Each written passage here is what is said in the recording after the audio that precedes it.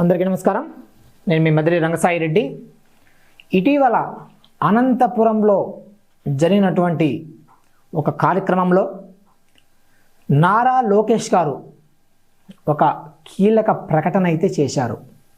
అది ఏంటి అంటే, ఒకే రాష్ట్రం ఒకే రాజధాని మా విధానం అని చెప్పడం జరిగింది.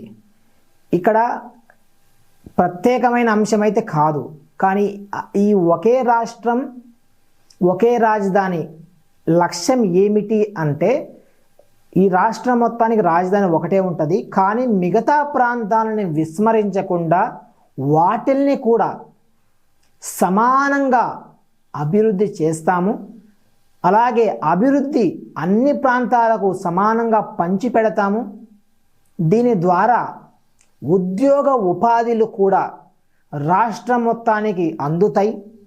ఆ విధంగానే రాష్ట్ర వ్యాప్తంగా పారిశ్రామికాభివృద్ధికి కొత్త పెట్టుబడులను ఆహ్వానిస్తున్నాము అని నారా లోకేష్ గారు తన సందేశాన్ని అయితే ఇచ్చారు.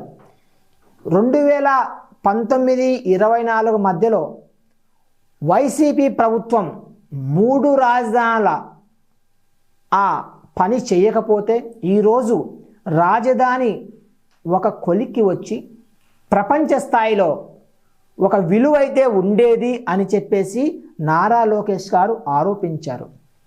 ఈరోజు మహిళలు వాళ్ళ కాళ్ళ మీద వాళ్ళు నిలబడే కోసం ప్రభుత్వం చొరవ తీసుకుంటుందని, అట్లాగే ఈ రాబోయే 4 ఏళ్లలో కూటమి ప్రభుత్వం 20 లక్షల మందికి ఉపాధి ఉద్యోగ అవకాశాలు కల్పించే దిశగా ప్రణాళికలు చేసి దానికి అనుగుణంగా ముందుకెళ్తున్నట్లు నారా లోకేష్ గారు చెప్పారు.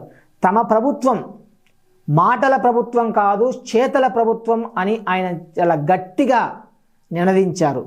చూద్దాం, ప్రజారంజక పరిపాలన నారా లోకేష్ గారు కూటమి ప్రభుత్వం ద్వారా అందిస్తే అందరం స్వాగతించాల్సిందే. ధన్యవాదాలు.